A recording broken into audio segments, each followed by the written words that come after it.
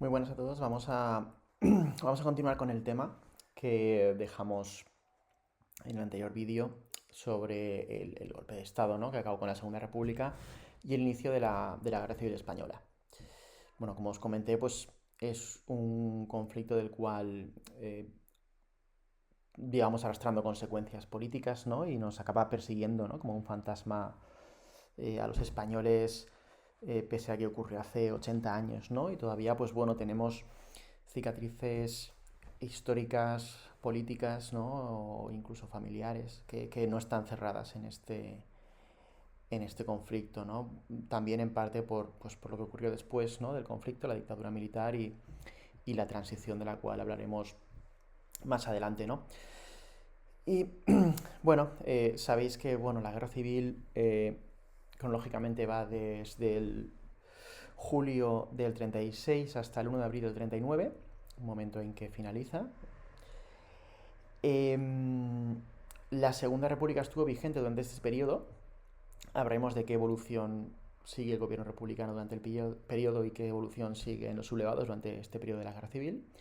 Aunque, bueno, por cierto, la Segunda República no acaba en el 36, ni en el 39, sino que de hecho, un poco ya más casi románticamente, ¿no? El gobierno republicano se consideró el oficial, el legítimo. De hecho, las urnas así lo decían. Y en el exilio, durante la Segunda Guerra Mundial y hasta, pues, hasta los años 70, continuó existiendo un gobierno de la Segunda República en el exilio, que para ellos era el oficial, ¿no? De, de España.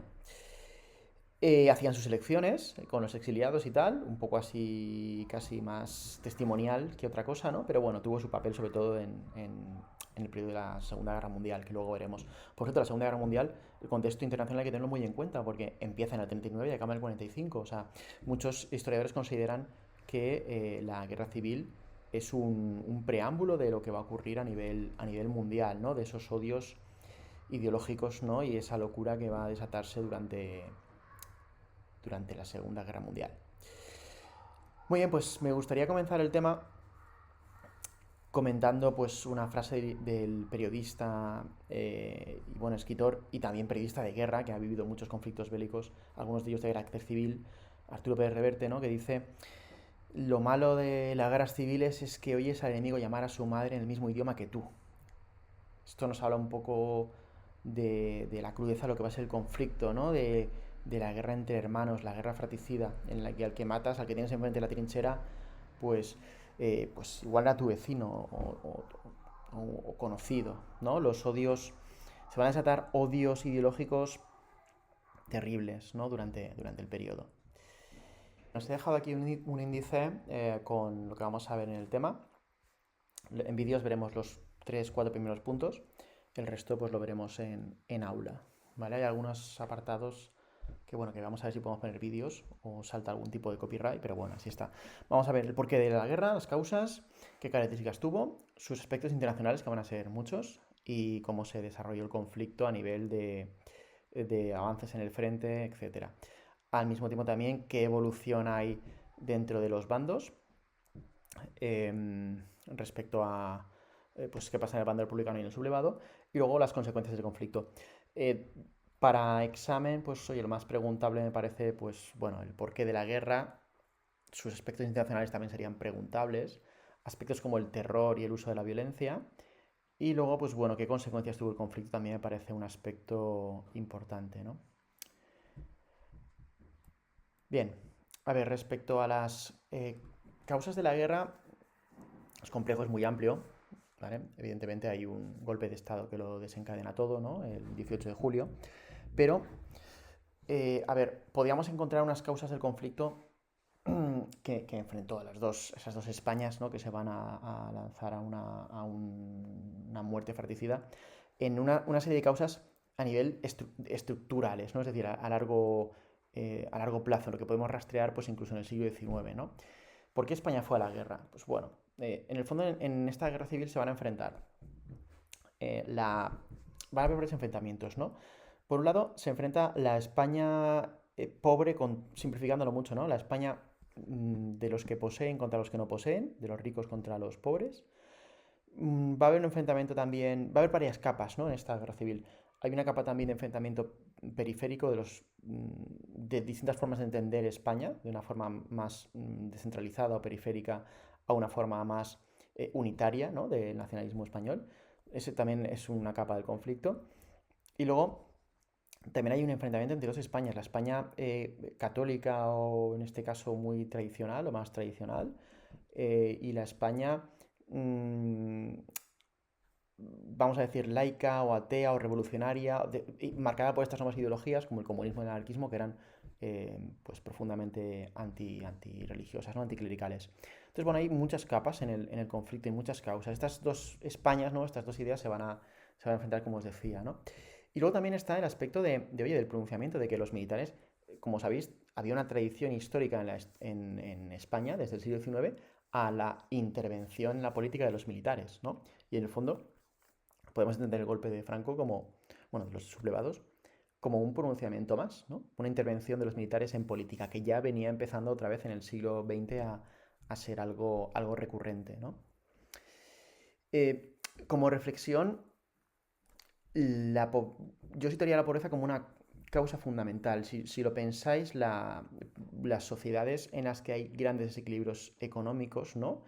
Capas de pobreza y capas de riqueza, hoy en día sería el tercer mundo, son las sociedades más inestables, que tienden más al conflicto, a la guerra, a la violencia, al caos de los gobiernos, ¿no? Entonces, al final, España era un país así, ¿no? Muy desequilibrado económicamente, eh, con una gran masa de pobres, analfabetos también en algún caso, bueno, todo esto llevó a la radicalización de las posturas y a que se desencase también la violencia, ¿no? El poseedor que quiere mantener sus privilegios y el desposeído que quiere la revolución o el cambio, ¿no? Esta desigualdad económica podríamos encontrarla también como una de las causas importantes, ¿no? Que llevó a la polarización y al odio político, ¿no?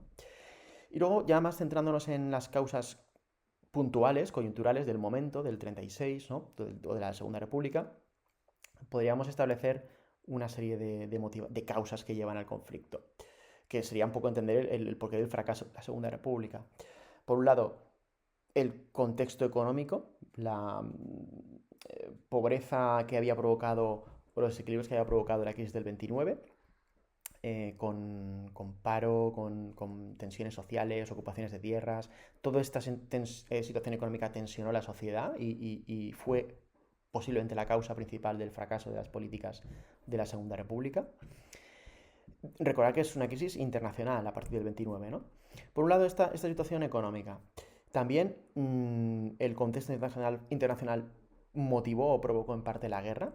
Estamos en un momento de crisis de las democracias liberales en Europa, los años 30, auge de los totalitarismos en Italia, en Alemania, en Europa del Este, el comunismo. Entonces, en el fondo, la República Española no deja de ser un régimen liberal más que hace aguas en este contexto de los años 30 en el que van cayendo las democracias una a una. Una política internacional polarizada y que nos va a llevar a la Segunda Guerra Mundial.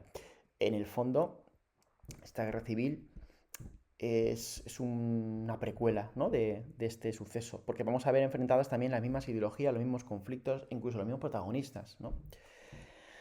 Y bueno, y luego los aspectos de también la responsabilidad interna muy clara, ¿no? Es decir, al final la guerra civil la provoca un bando que no acepta la victoria del otro. La no aceptación de los principios democráticos básicos. El sentimiento de revancha. Es decir, cuando un bando pierde,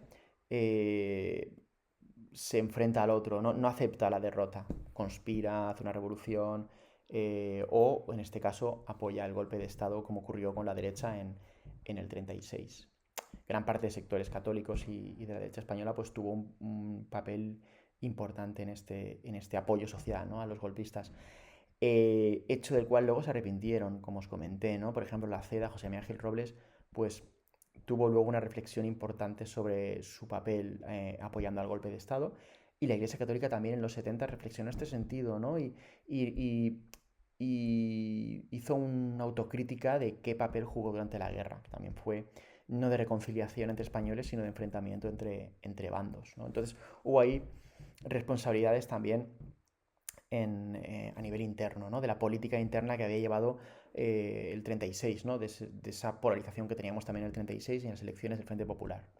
Pues todas estas causas, ¿no? Serían un poco los aspectos que podrían explicar el porqué de la guerra. Siempre difícil de entender, ¿no? Pero y una vez, tened en cuenta que una vez se desata la violencia, ya va a ser muy difícil pararla, ¿no? Lo hemos visto o lo vemos en la política actual, ¿no? En Gaza, en Ucrania, ¿no?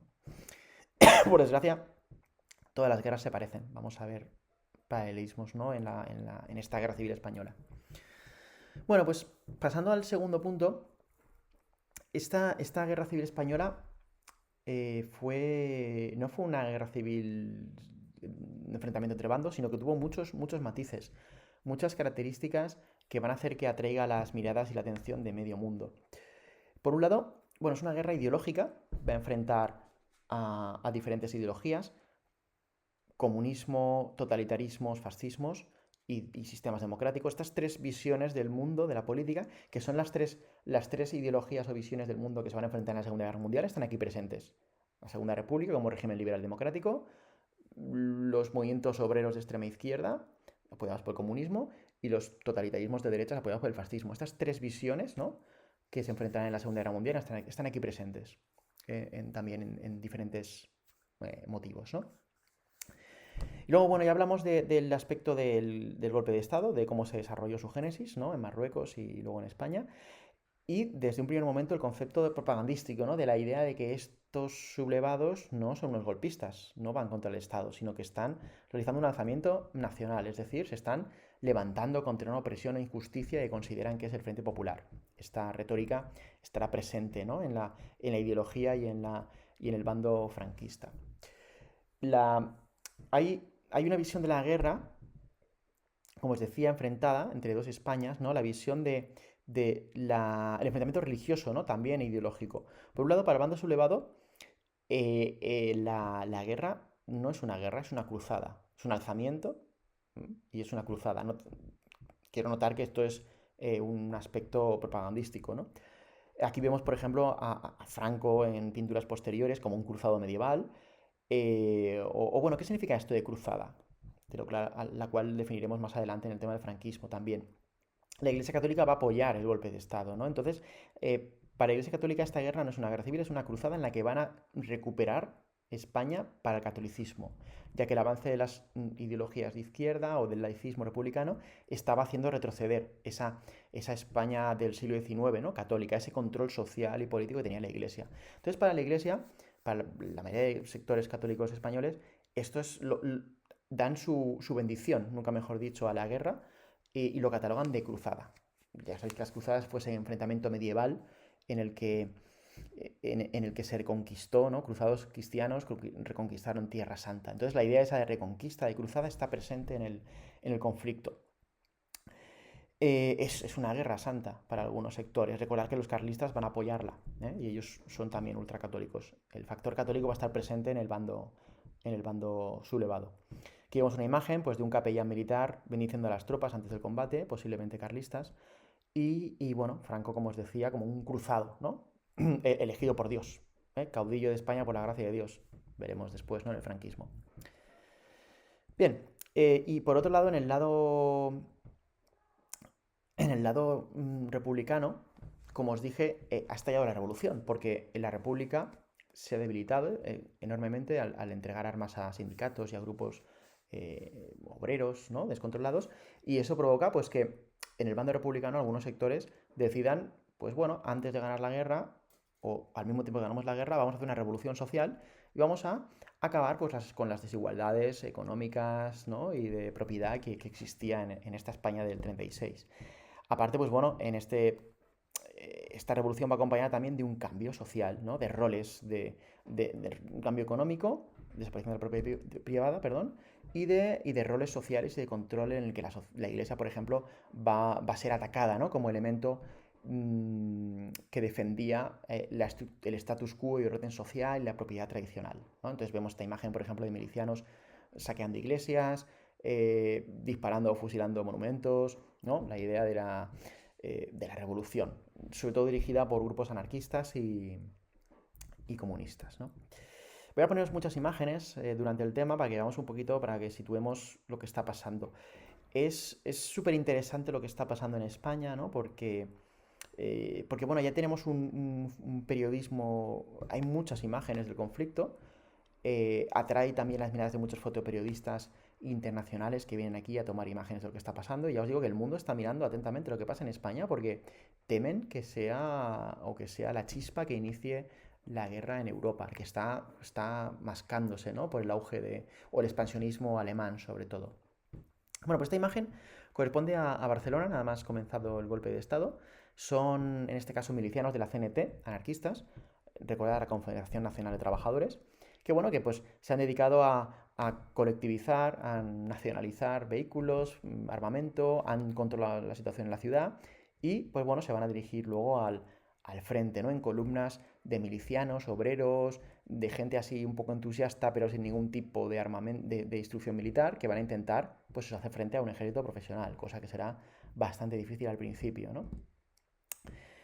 Eh, y bueno, tenemos esta situación, ¿no? El pueblo en armas y un gobierno republicano y de la Generalitat en Cataluña, pues que ya no pinta nada. Ahora el que manda es el obrero. Así reconocerá el presidente de la Generalitat, reconocerá que ahora son los sindicatos los que mandan. Ya no es el viejo gobierno liberal burgués, ¿no? De los republicanos. Y comienzan su revolución. Esto será muy importante, una de las causas de la derrota de la República, junto a otras, ¿no? Pero una de ellas es que buena parte, en el bando republicano va a haber muchos bandos, muchas facciones, anarquistas, comunistas de un tipo y de otro, los socialistas, los republicanos, muchos sectores, ¿no? Entonces, cada uno va a hacer un poco la guerra por su cuenta. Y para algunos será prioritario el ganar la guerra, perdón, el hacer la revolución antes que ganar la guerra. Entonces, eso genera cierto caos en la retaguardia, problemas de indisciplina, y una virtud que sí que tenía el bando sublevado de los militares es que era un ejército, que eran disciplinados, hacían lo que se les decía, pues era un ejército. Entonces eso les da, pese a ser quizá inferiores en número y en recursos al principio, esa disciplina les da capacidad de acción y de avance. En cambio, los milicianos, pues bueno, tenían mucho entusiasmo, pero se asustaban ante, por ejemplo, el paso de un caza o de un avión. No era una fuerza efectiva de combate. Sí que te podían servir para defender una guerra urbana, pero no para luchar en el frente. Hasta que la República se reforme y haga un ejército ya serio, el Ejército Popular de la República, bien organizado, estructurado y cohesionado, en el que ya no hay milicias de partido y hay una disciplina de ejército. Hasta que eso no ocurra, la República no tendrá capacidad ofensiva. Y eso tardará mucho en pasar. Y será un tiempo precioso que pierda la República. Y en ese tiempo, pues los sublevados están avanzando y tomando territorio, ¿no? Como os decía, pues la guerra civil atrajo a escritores, periodistas, gente también de múltiples ideologías, ¿no? Que vinieron a España a ver qué estaba pasando, ¿no? Pues en este caso, por ejemplo, George Orwell, que es un escritor británico muy conocido en el siglo XX, autor de obras como 1984, ¿no? Eh,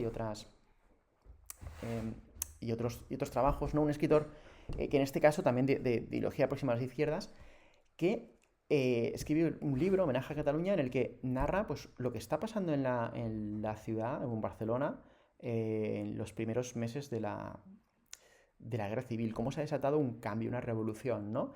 Y describe, pues, cómo los templos han sido saqueados, cómo los trabajadores trabajan de forma colectivizada, en cooperativas, ha desaparecido la propiedad privada.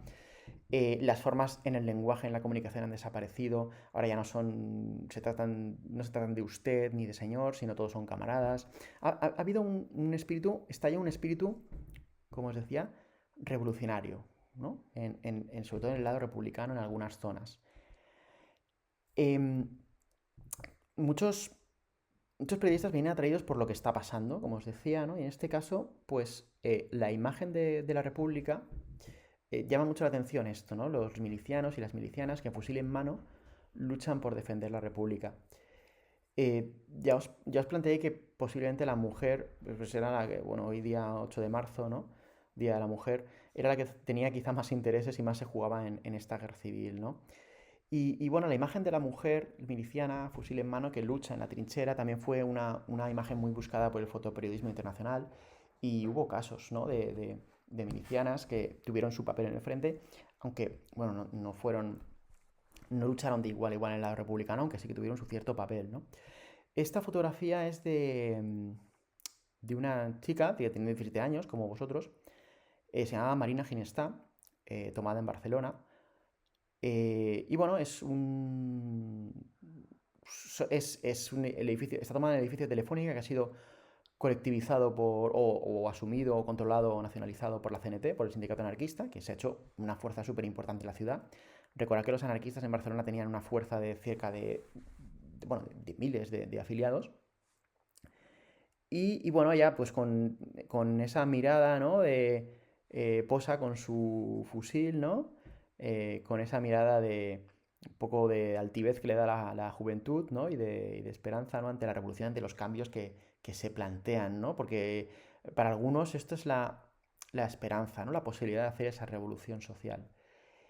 Em, Su biografía, su historia, bueno, tenéis en este enlace, tenéis en la presentación, y es un poco la desilusión, ¿no? de esta generación, de estos revolucionarios, ¿no? Porque María Ginesta, por ejemplo, murió hace poquitos años, murió en París en el exilio.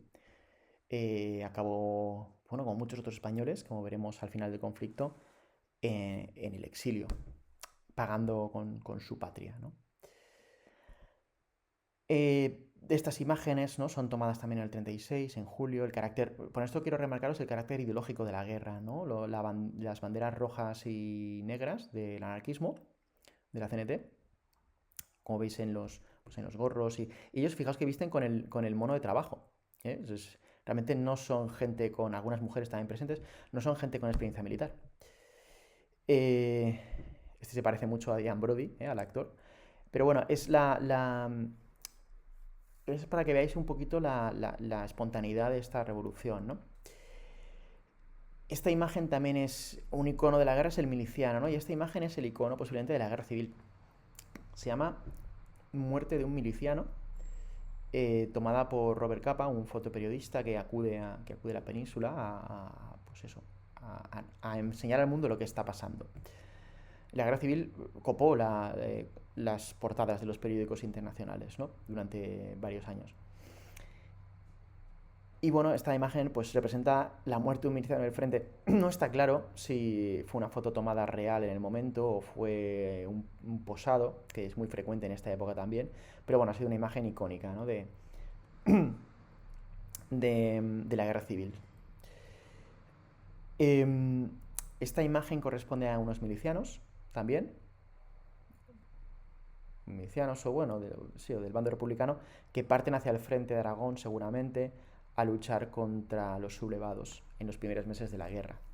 Y fijaos que el tren hay una pintada, ¿no? Jurad sobre estas letras, hermanos, antes morir que consentir tirano, ¿no? La lucha contra ese fascismo, ¿no? O eh, la amenaza, ¿no? del fascismo o que representaban los sublevados.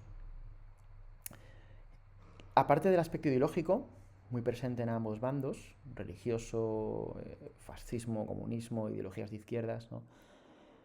Que se hacen como con los protagonistas de la guerra. Recordad que una vez estalla la guerra, todos son rojos o todos son fascistas, ya no hay grises, ¿no? Ya no hay posturas intermedias. Se desata la violencia, ¿no? En ambos bandos.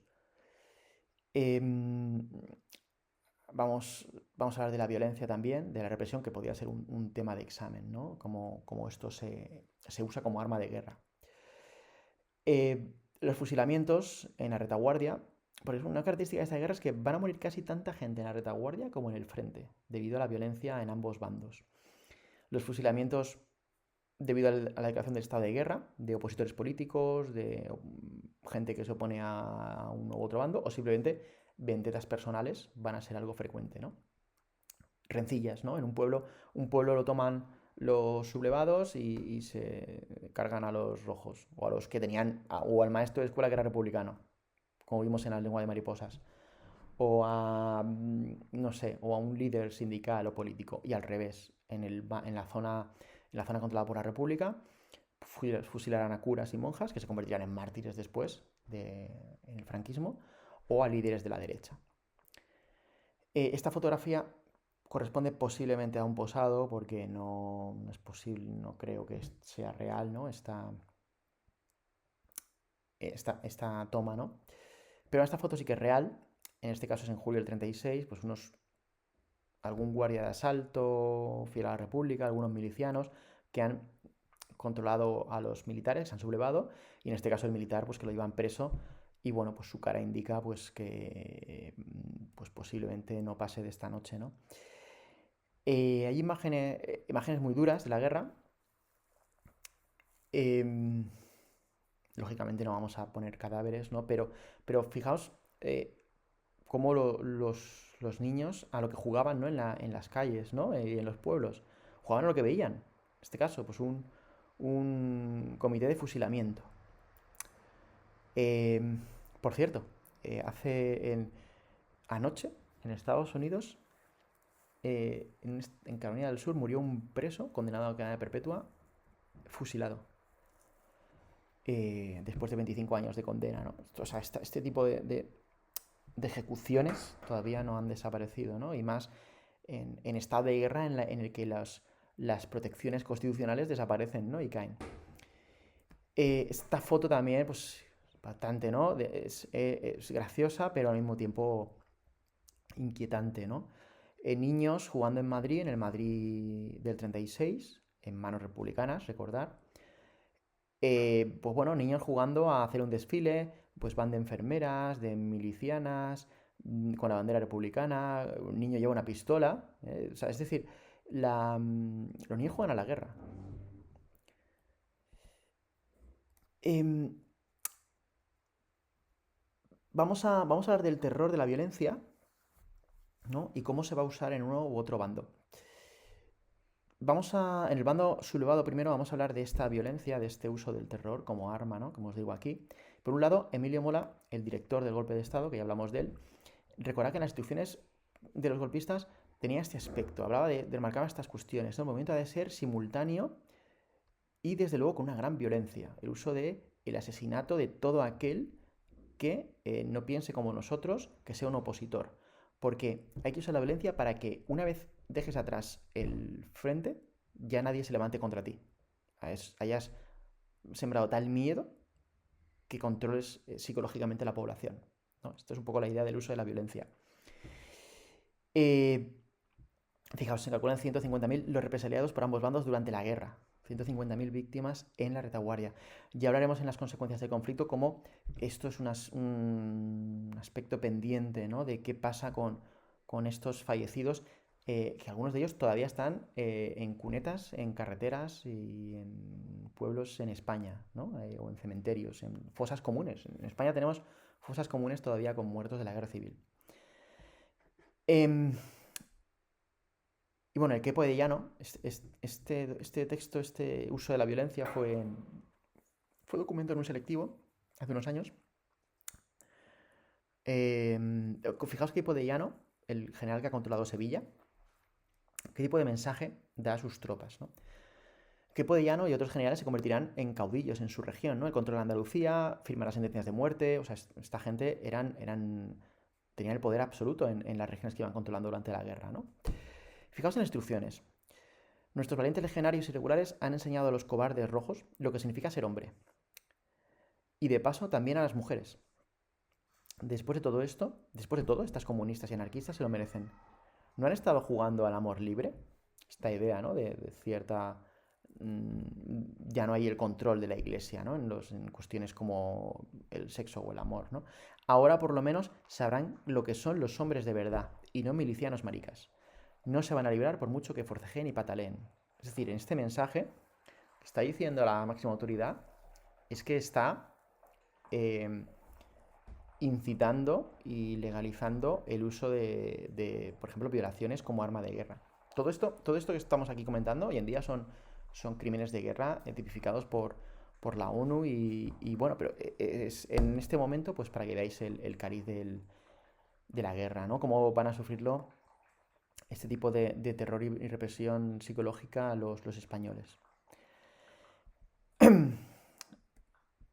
Bueno, entre los represaliados hay gente ilustre, como Federico García Lorca, el famoso poeta granadino, ¿no? que murió al mes del golpe de Estado en Granada, es fusilado. Todavía está enterrado en una fosa común. Su familia sabe dónde está, pero su familia pues no ha querido exhumar los restos. Pero bueno, la muerte de Federico García Lorca es llamativa porque no es un político, no es un... ¿por qué lo mataron? ¿No? Es muy joven además. Claro, no está metida en política, bueno, se había ganado algunas antipatías, ¿no? Tenía conocidos en un bando o en otro, pero es posible que incluso su condición de homosexual hubiese jugado un papel importante en el que lo fusilasen, ¿no? En este caso, grupos de falangistas o grupos armados, ¿no? Irregulares también de la derecha que se encargaban de esta violencia en la retaguardia. Bueno, tenemos esta violencia en el bando sublevado, es un tema duro, ¿no? Pero en el bando republicano también va a ocurrir lo mismo. Sobre todo, una cosa que quería recargaros es que la violencia en el bando sublevado, en los golpistas, es una violencia marcada desde sus líderes. Es decir, hay que usar la fuerza y la violencia. Es un arma de guerra. Vamos por aquí el tema de la violencia y la represión, en este caso en el bando republicano, hablando de una película, ¿no? De Soldados de Salamina. Porque en el lado republicano ya os he comentado que también hubo represión y violencia, en la mayoría de los casos incontrolada, debido a que habían entregado armas a milicianos, ¿no? Y el gobierno no fue capaz de mantener el orden, ¿no? Y evitar pues ajustes de cuentas en la retaguardia muchas veces. Son famosos, por ejemplo, el asalto a la Modelo de Madrid, en el que un grupo de milicianos entró y fusiló a presos, ¿no? O la saca de presos en Paracuellos también. Entonces, y quedan cifras. ¿Quién era objetivo de esta violencia? Pues los llamados enemigos de clase, ¿no? La Iglesia Católica sufrieron casi 7.000 fusilamientos de sacerdotes y monjas. Empresarios o políticos de derechas, ¿no? Eran los objetivos un poquito de esta acción. No está tan claro el carácter dirigido por parte del gobierno, ¿no? Como sí que lo era en el bando sublevado, en el que se usó la violencia como arma de guerra, ¿no? Como arma de control de la población. Bueno, quería comentaros acerca de esta película, Soldados de Salamina, que es una película española interesante que, bueno, narra esto, el fusilamiento de un político de derechas, Sánchez Mazas, que había sido fundador de Falange Española junto a José Antonio Primo de Rivera, y que, bueno, en un fusilamiento se salva por casualidad, escapa, ¿no? Y luego es perdonado su vida por un miliciano republicano, que es este soldado que lo encuentra en el bosque y le perdona la vida y tal, ¿no? Pues bueno, la peli es interesante porque va de una investigación, no os voy a contar toda la peli, pero va de una investigación acerca de encontrar a este miliciano en el presente, ¿no? Y bueno, es una historia curiosa, perfectamente real, que rinde homenaje a estos jóvenes, ¿no? Que luchaban en la guerra civil. El protagonista de la película, pues resulta que este miliciano ha acabado en Francia. Allí cobra una pensión del gobierno francés y tiene reconocimientos por parte del gobierno francés, porque es interesante el saber que muchos republicanos que lucharon en la guerra acabaron luego en el exilio. Ya hablaremos del exilio más adelante. Cerca de 200.000 exiliados, más de 200.000 exiliados, y algunos de ellos empalmaron la guerra civil alistándose luego en la legión extranjera francesa o en la lucha contra el nazismo, porque claro, en cuanto cruzan a Francia los exiliados de la República, resulta que se encuentran que estalla la Segunda Guerra Mundial y al poco tiempo cae Francia, o sea, es decir, y se ven, digamos, metidos en este otro conflicto, ¿no? Algunos de ellos empalman con prácticamente 10 años de guerra, ¿no? De guerra civil a la Segunda Guerra Mundial. Y es célebre el papel también en la liberación de Francia, ¿no? De estas tropas, de esos antiguos republicanos.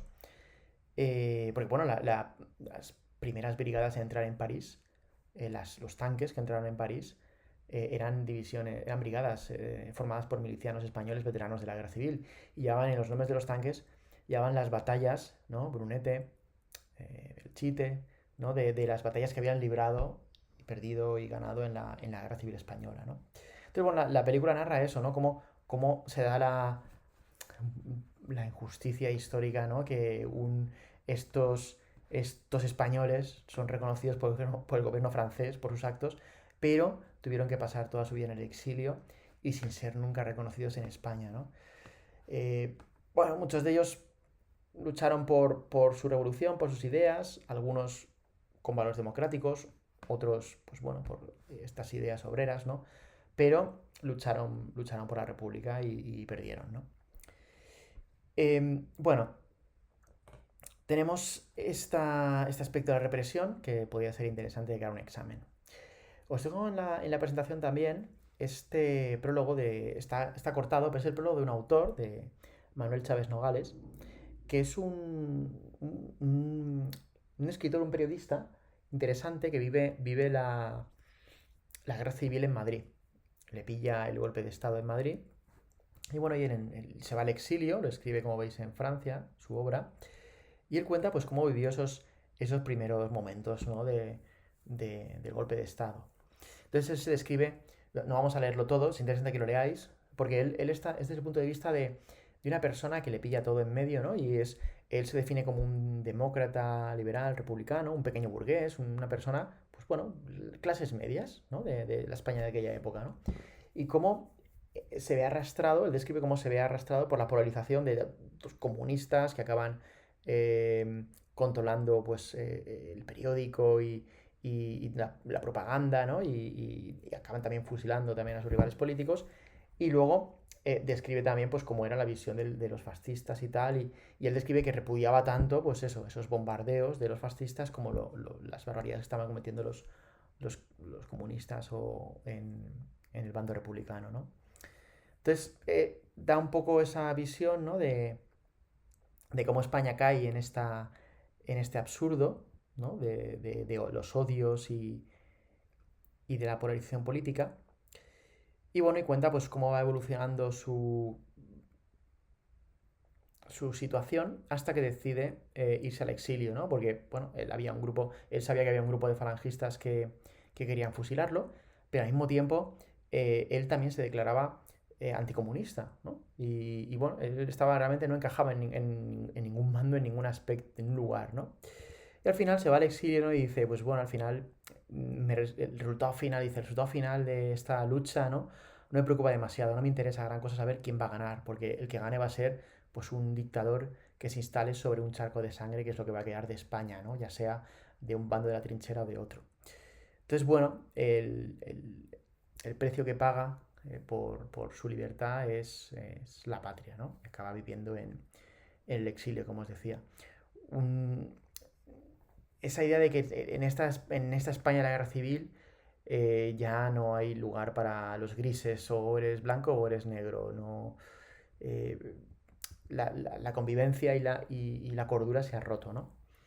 Bueno, es un prólogo interesante que os dejo, no sería una materia de examen, pero sí que, bueno, pues es interesante su lectura, ¿no? Y luego vamos a volver a la guerra y los aspectos internacionales del conflicto. Y bien, bueno, este es el mapa. Os he hecho un resumen un poco de cómo queda la guerra qué características tiene a nivel ideológico, enfrentamiento de clase, ¿no? Las ideologías presentes, los aspectos religiosos, el uso de la violencia, ¿eh? Y bueno, cómo queda el conflicto, el reparto, ¿no? de tierras, de ciudades, de fuerzas al inicio de la guerra, en julio del 36, ¿no? Entonces, bueno, tenemos que en el lado republicano, que aparece en el mapa en rojo, pues controla esta parte del territorio que corresponde con la parte más poblada y más industrial del país. Grandes ciudades como Valencia, Barcelona, Madrid, el norte de España que está industrializado. Entonces, bueno, es el mayor potencial industrial minero, las minas de Asturias. Es decir, tiene recursos y además controla 2/3 de la población que se mantienen fieles a la República. En cambio, en el lado sublevado, que por cierto adoptará esta bandera más adelante, no al inicio de la guerra, en el lado sublevado realmente controla mucho territorio, pero es un territorio pobre, agrario, bueno, y aparte está aislado, ¿no? En parte hay algunos núcleos como Oviedo, Granada, que están ahí, el Alcázar de Toledo, que están separados, son guarniciones que se han sublevado, pero quedan rodeadas por el ejército republicano. Lo que sí que controla es el Sevilla y el sur de la península y sobre todo Marruecos, ¿no? Que en Marruecos es donde se encontraba la élite del ejército español, tanto la legión como los regulares marroquíes, o sea, las tropas que estaban bien equipadas y que tenían experiencia de combate. Entonces aquí estaba realmente la élite del ejército. Entonces, bueno, también os comento apoyos sociales que hemos ido también viendo en clase, ¿no? A lo largo de estos días. Y en el lado republicano, importante porque queda del lado, controlan la capital, que es clave, va a ser clave la toma de la capital en las primeras operaciones de la guerra. De hecho, en el plan de Emilio Mola estaba eso, ¿no? Decapitar el gobierno rápidamente y tomar la capital. Pero la capital queda controlada por los obreros, sobre todo, y milicianos de Madrid, donde se encuentran pues, las reservas del Banco de España, reservas de oro del Banco Nacional, que serán importantes durante la guerra. Y luego del lado republicano va a quedar la mayoría de la flota y de la aviación, que se mantiene fiel a la República y controla sus aeródromos y bases navales, sobre todo la de Cartagena y aeródromos de Madrid, quedan en manos del lado republicano. Eso sí, el ejército de tierra, en su mayoría, queda, no todo, pero queda del lado sublevado. ¿Eh? Algunos generales importantes, ¿no? Como el general Rojo, por ejemplo, quedarán fieles a la República. Eh, bueno, la aviación, luego lo veremos el tema de la aviación y la flota, pero es importante porque, claro, fijaos en el mapa, va a ser clave en los primeros momentos de la guerra el paso del estrecho, ¿no? Porque si el ejército de Marruecos no hubiese pasado la península, no hubiese habido guerra civil.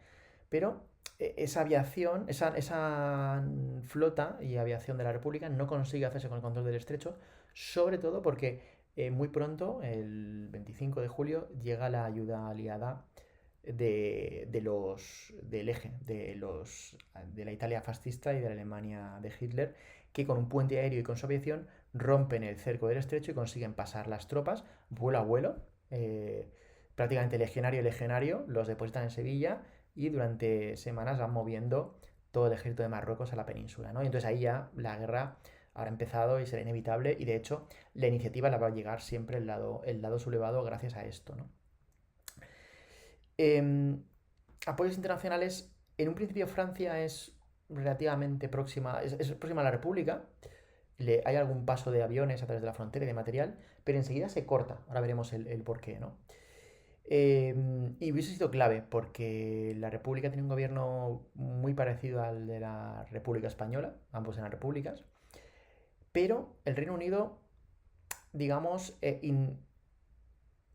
fuerza el que Francia y Reino Unido no apoyen a ningún bando en la Guerra Civil Española para evitar una escalada del conflicto a nivel europeo. Entonces eso es clave porque si Francia hubiese ayudado a la República, posiblemente hubiese cambiado los acontecimientos de la guerra. Del lado sublevado veremos que van a apoyar sobre todo a las potencias fascistas, ¿no? Alemania e Italia, que tendrán intereses en esto, ¿no?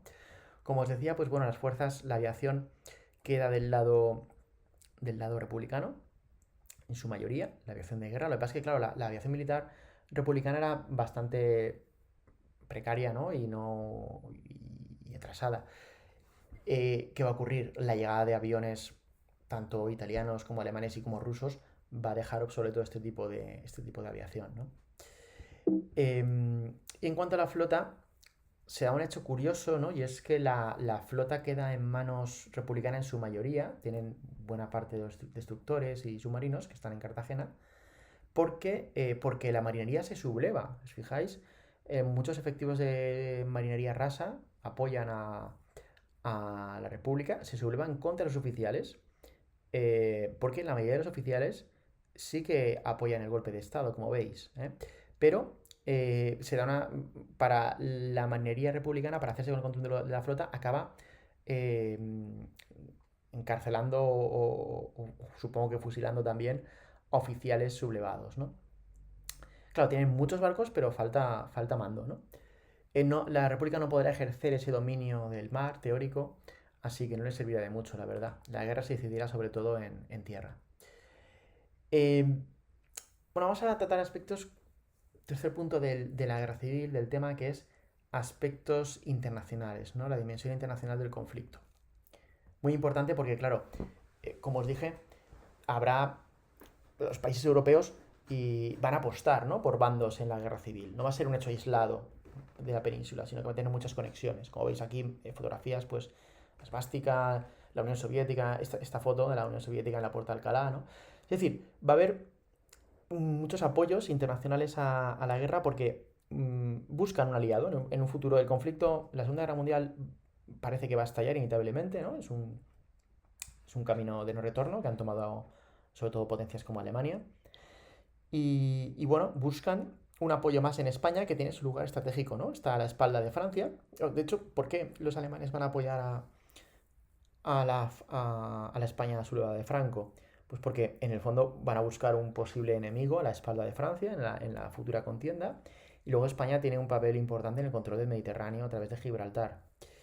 Entonces, y la Italia de Mussolini en el fondo busca también la expansión, pues, de su proyecto ideológico, el fascismo, ¿no? Y en su dialéctica de lucha contra el comunismo, pues es también claro, el apoyo, ¿no?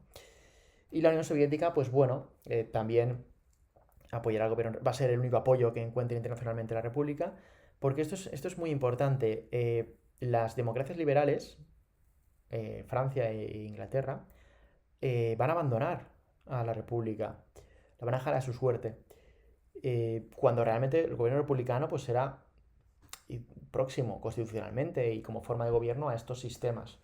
Pero a nivel internacional, ¿qué ocurre? Que estamos en un momento, estamos en el 36, Hitler está desafiando los acuerdos de paz, está expandiéndose cada vez más. Entonces, en Inglaterra, sobre todo, prevalece una consigna, una política que es la política de apaciguamiento. Es decir, intentar evitar una Segunda Guerra Mundial a toda costa. Los ingleses han perdido en la Primera Guerra Mundial, han perdido cientos de miles de jóvenes. Entonces no quieren repetir otro desastre como la Primera Guerra Mundial. A toda costa van a evitarlo, ¿no? Y el precio a pagar va a ser España. ¿Por qué? Porque el primer ministro británico, Neville Chamberlain, nada más estalla la guerra, impulsa el llamado Comité de No Intervención. O sea, se firma en septiembre del 36. ¿Esto qué significa? Es un acuerdo entre 27 países, entre ellos Reino Unido, Francia, Alemania e Italia, que firman congelar la guerra, es decir, dejarla como un asunto interno, prohibir la exportación de armas, de materiales, es decir, dejar aquello como una guerra local, ¿no? Sin intervenir.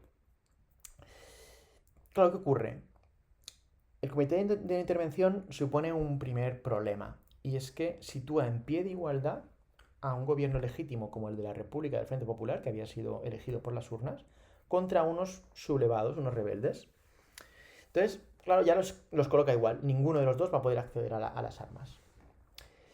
Y además, ¿cuál es el problema principal de esto? Que no lo van a cumplir ni Alemania ni Italia. Ahora veremos datos y veremos cómo se saltan este bloqueo, estos acuerdos, y bueno, son papel mojado, con lo cual va a perjudicar claramente a la República este comité de intervención, porque no tuvo acceso a través de Francia a un apoyo material que hubiese sido clave. En cambio, Alemania e Italia sí que van a apoyar claramente a esto. Esto es una de las causas de la derrota de la República, como os pongo aquí, ¿no? El aislamiento y cómo dejan tirada a la República Española, ¿no? No sé si Winston Churchill, años después, una vez ya acabada la segunda, una vez consolidado el franquismo, ¿no?, la dictadura, dijo algo así como que Europa había dejado tirada a España dos veces, ¿no? Una en la guerra y luego tras la Segunda Guerra Mundial, en la que nos dejan con un dictador que va a durar aquí hasta que se muera 30 años, ¿no? Entonces nunca, hubo como una doble traición a España, ¿no? Nos ignoraron dos veces. Bien, aquí hay una serie de datos y cifras de armamento que llega y intervención que llega a los contendientes. Entonces, fijaos, los italianos de Mussolini, fascista, ya hablaremos de si Franco era fascista o no, pero bueno, dentro del bando, pues del bando sublevado hay simpatías por esta ideología y de hecho Falange pues, es un partido de corte fascista. Entonces, fijaos, Italia mm, no, se ha llegado a afirmar que Italia declaró la guerra a la República. ¿Por qué? Porque envía un cuerpo de ejército, el cuerpo de tropas voluntarias, que son 80.000 hombres, una sección del ejército italiano, equipados con carros de combate, artillería, una sección completa del ejército. Viene aquí. Eh, hacer prácticamente prácticas de guerra, ¿no? Adquirir experiencia de combate que no tenían los italianos. Entonces, tuvo un impacto importante, son 80.000 hombres con un ejército completo, ¿no? Oficialmente Mussolini no declaró la guerra, pero claro, envió un ejército o una sección del ejército. Los alemanes enviaron menos tropas, pero sí, bueno, artillerías, tanques, hubo un constante flujo de piezas y de materiales, ¿no? Muy comprometido. El eje alemán, italiano, estuvo muy comprometido con Franco desde el primer momento.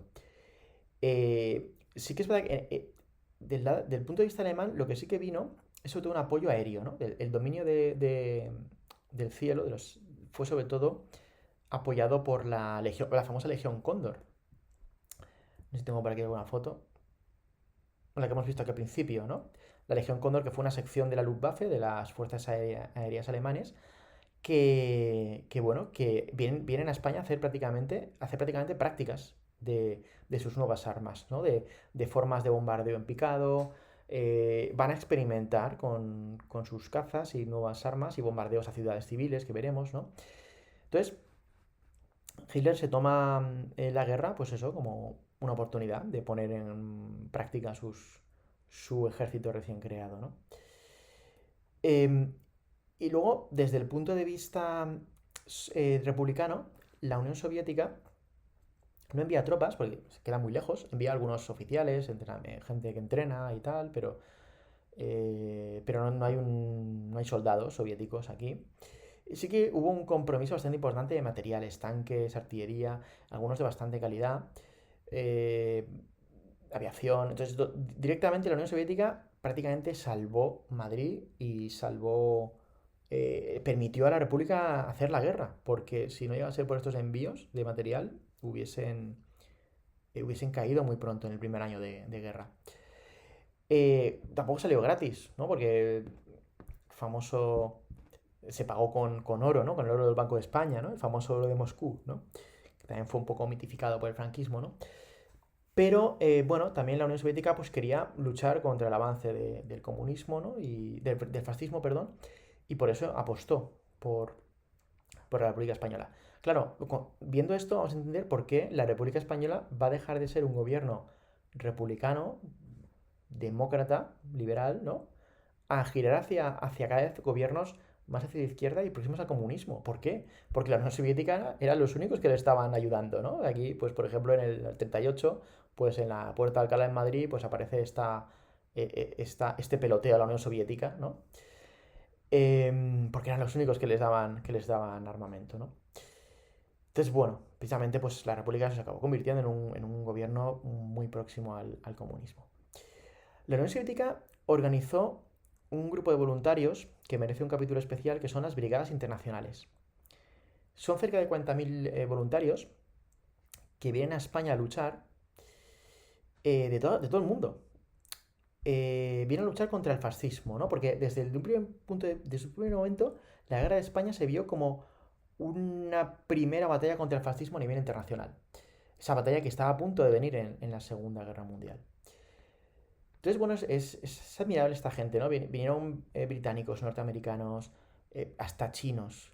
Vinieron alemanes e italianos que habían huido del fascismo en Italia y en Alemania a luchar a España, ¿no? Y cada uno vino a luchar y a morir en un país extranjero por sus ideas, ¿no? Fueron cerca de 40.000 hombres. No tuvieron impacto especialmente en la guerra porque eran gente sin experiencia militar, eran voluntarios. Tuvieron más casi un impacto moral, ¿no? O propagandístico que real sobre el campo de batalla, ¿no? Y bueno, fijaos, esta fotografía de hace unos años, veteranos de la brigada Abraham Lincoln, ¿no? Esta gente que luchó en España, en la guerra de España, ¿no? Eh, Muchos de ellos luego, pues oye, sus descendientes pues recuerdan, ¿no? Que su abuelo estuvo luchando en la guerra de España, ¿no?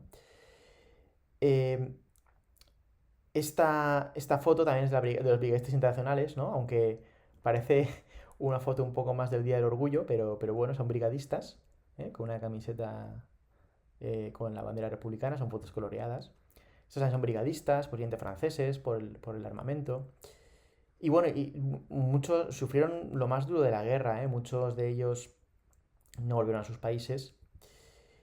Esta fotografía es de un brigadista alemán de la brigada Teilmann. Fijaos, la bandera comunista. Porque ellos, claro, eran ellos pensaban que como dice este texto, ¿no? De un italiano, ellos pensaban que al luchar en España, estaban luchando, era una primera batalla para vencer en su país. La victoria en España será para nosotros una etapa hacia la victoria en Italia, hacia la victoria en Europa. Es decir, es una alianza internacional, ¿no? Muchos de estos brigadistas eran de ideología comunista, aunque bueno, había también un poco de todo, ¿no?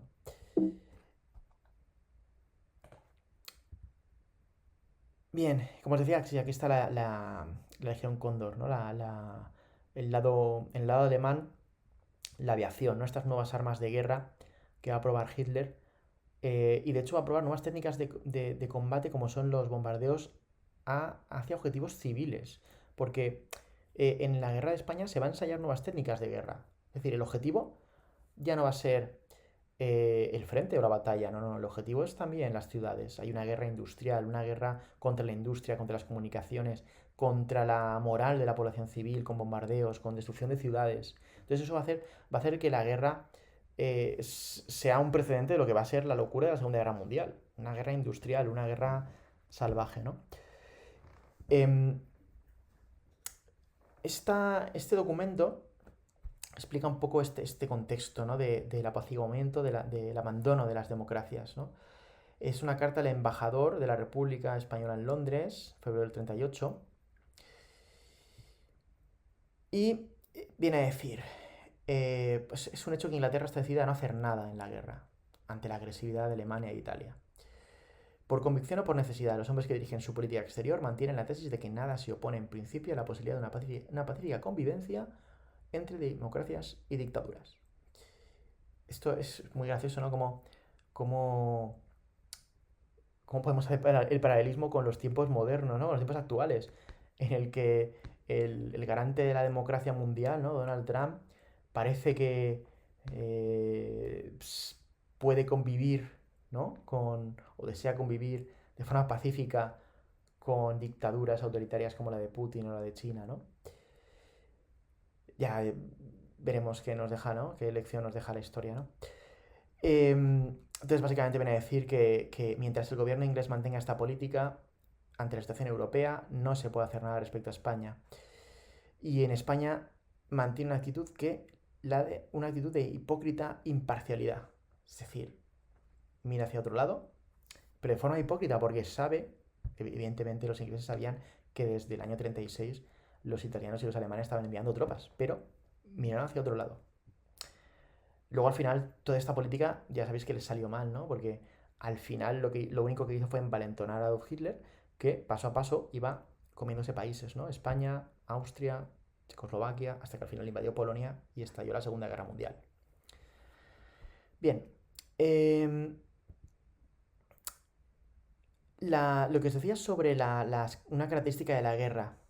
En este caso, no sé si reconocéis esta fotografía, corresponde a la ciudad de Valencia, en el año 36, bueno, 36, 37, más o menos. Este es el puerto de Valencia, Cabañal. Estas son fotos tomadas por la aviación italiana, seguramente, que bombardeaba los objetivos civiles, ¿no? En este caso, pues, industria, puerto, comunicación. Esto es la estación de Játiva, esto es la plaza de toros, calle Játiva, ¿lo veis? ¿No? Plaza del Ayuntamiento, esta es la Gran Vía. Entonces, ¿cómo se...? Claro, aquí, pues bueno, caían bombas, pero igual te caía ahí o te caía en cualquier otro... Bueno, de hecho mi familia tuvo problemas con bombardeos y bueno, unos tíos míos quedaron afectados, ¿no? También por estos ataques. Em, Hay, bueno, ¿esto por qué, no? Porque abrimos un nuevo episodio en la guerra, que es el uso también del terror, ¿no? De dañar la moral, de romper la fuerza, las ganas de seguir combatiendo, ¿no? Del rival. Entonces, va a haber, durante la guerra civil, va a haber casi tantas muertes en el frente de batalla como en la retaguardia debido a problemas de hambre, de suministro, de bombardeos. O sea, en el lado republicano, sobre todo, sufrieron muchísimas bajas por enfermedades, mortalidad infantil, bombardeos. La población civil sufrió mucho por los problemas de abastecimiento, como os decía. Y bueno, esto fue un poco la estampa de la guerra, ¿no? Los bombardeos sobre Madrid, Bilbao, Valencia, Barcelona. En principio, los cielos fueron dominados sobre todo por el bando sublevado durante casi toda la guerra.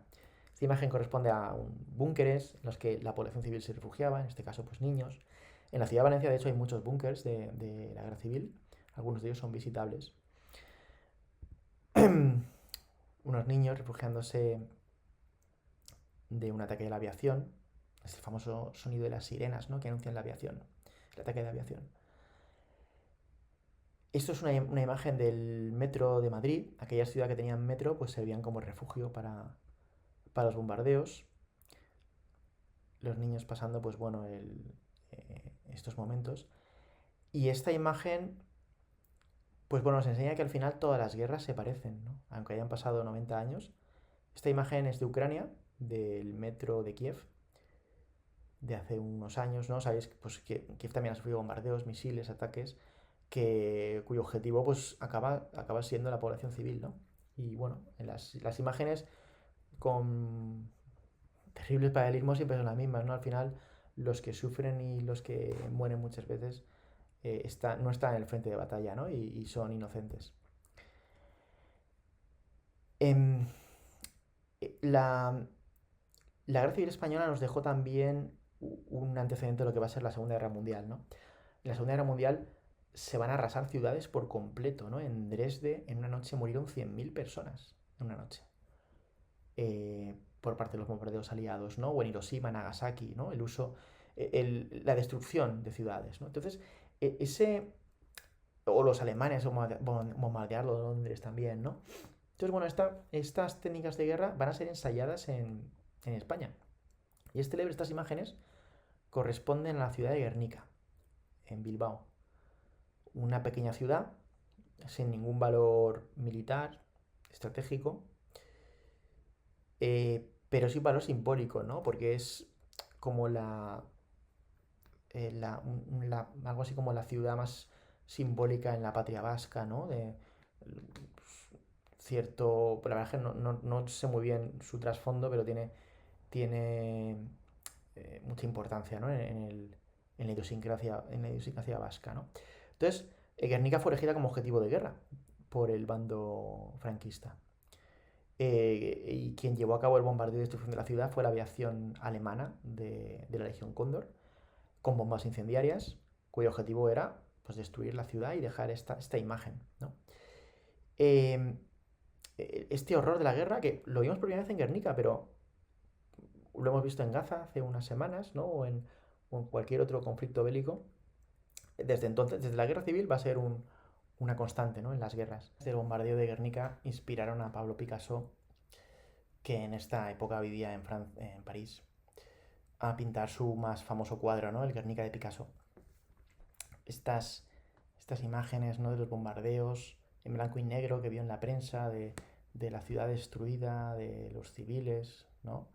Inspiró su cuadro, que de hecho pintó en parte con un contrato por el gobierno de la República para conseguir cambiar la opinión pública internacional a favor de la República y que ayudasen a la guerra, ¿no? El bombardeo de Guernica, si no recuerdo mal, ocurrió en el 37. Entonces, Pablo Picasso, eh, pagado por el gobierno de la República de España, pintó el cuadro, ¿no?